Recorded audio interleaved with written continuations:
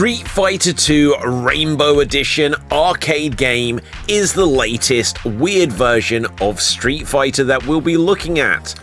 So, this is part 5 of my adventures through the world of Blanka and E-Honda and company as I explore all the weird versions of Street Fighter games. In this part, I'll be taking a look at a bizarre version that Capcom, who make the Street Fighter games, cannot take the blame for, but actually, perhaps should be very grateful for. This is a deep dive of Street Fighter 2 Rainbow Edition.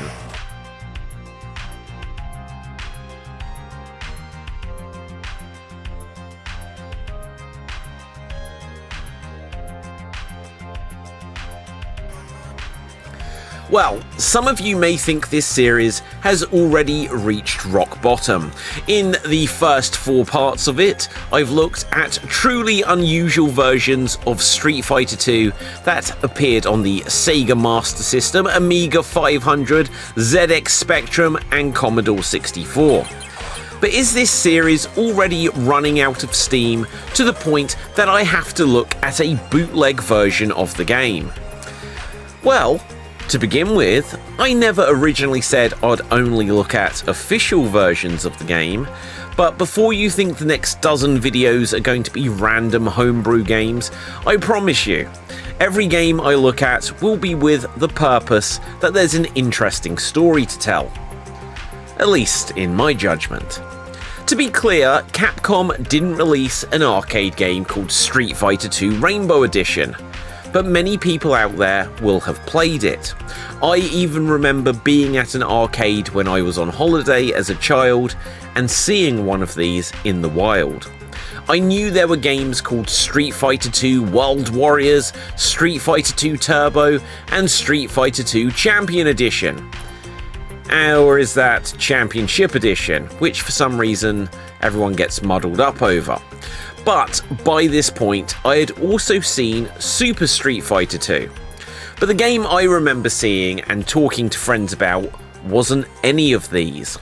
I watched on as people played a Street Fighter game where there were all kinds of new special abilities that made it different from the game I knew.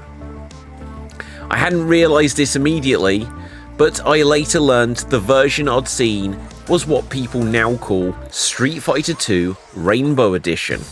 The reason for the subtitle is that the game's logo is a bit garbled looking and looks like there is a rainbow running through the text. Legend has always been that this is a hacked version of the game and was getting a lot of attention and therefore inspired Capcom to create official Street Fighter 2 Turbo in response. Allow me to go over some of the things that make this bootleg version unique to the arcade original, and how they potentially inspired the official Street Fighter games. To begin with, this version is crazy. The first time you play it, even if you're a seasoned Street Fighter veteran, it will take you by surprise, seem wildly unfair, and probably kick your ass. The game is significantly faster than actual Street Fighter 2, and it's not in a consistent or balanced way. Sometimes characters, both the opponents or yours, go really fast, and other times they move at a normal pace. This turbo and hyper speed of the gameplay was unlike any fighting game that had come before in the still relatively new genre of one-on-one fighting games.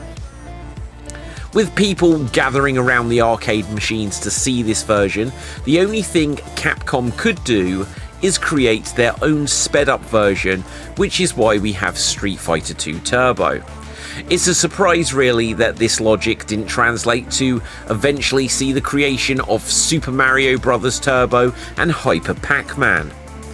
Actually, on that note, Ms. Pac-Man is a similar story to Street Fighter 2 Rainbow Edition, in that it also started off life as a game not made officially by the company, but then somehow lent itself to become somewhat official, like Rainbow Edition became Turbo. But that's a story for another day. In addition to the speed increase, the game also allowed special moves to be pulled off in mid-air, so you could jump off and pull off a hurricane kick or send a fireball. This is something else that would become part of later Street Fighter games.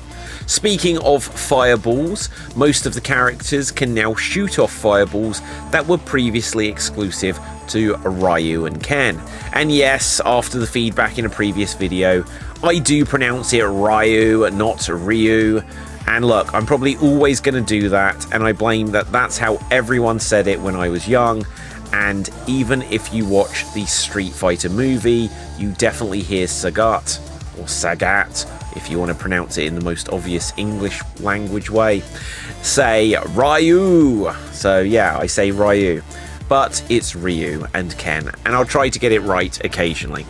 Now, when I first played this game, Street Fighter 2 Rainbow Edition, and I was against E Honda started producing fireballs from his 100 hand slap, and I thought this was a sign, surely, of the apocalypse. What makes these even scarier for the inexperienced player is that you can now have multiple fireballs at once, and not only can pretty much everyone shoot them at you, but they are either lightning fast or act as homing missiles and will follow you across the screen so you can't jump over them. Now, not all of these changes have made it into future games, but it's worth noting that Chun-Li got a fireball in games after the original, but truthfully I can't recall, as I'm making this, if Capcom had already given her a fireball by the time of Champion Edition, of which Rainbow Edition is the hack. The last major, and arguably the weirdest change in the Rainbow Edition, is that as you're fighting an opponent and you start to wear their energy bar down, they may suddenly transform into a different character and take you by surprise. So E Honda may suddenly be Guile, or you may be against Vega, who might suddenly transform into M. Bison. I can't tell you how frustrating it is to be beating up Zangief and suddenly it turn into Bison with his flying attack to steal the victory. This kinda reminded me of that scene at the end of Terminator 2 Judgment Day. Spoiler warning if you haven't seen the movie that came out the same year as Street Fighter 2, by the way. But when the T-1000 is finally defeated, he suddenly starts to transform into all of the other people he'd previously taken the form of. In this game, just when you're about to defeat an opponent, they rapidly transform like an act of desperation to throw you a curveball. But the good news is you can send this curveball right back to your opponent. By hitting the start button mid-fight, you too can transform into other characters. When I found that E Honda was kicking my butt as Ken, I smashed that start button and transformed into Zangief for a good old-fashioned hoss fight.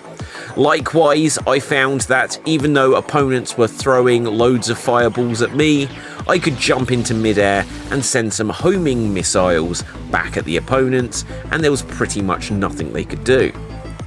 So, does any of that sound familiar to something in Street Fighter? Certainly in Mortal Kombat, Shang Tsung, and I've probably mispronounced that as well, has always been a shapeshifter. And you can say that in the Street Fighter series, we eventually got the character 11, who can shapeshift and transform into a different character, even if this happens before the fight actually begins. And this itself was many years after Rainbow Edition, so it's hard to draw a connection between Rainbow Edition being 11's direct influence.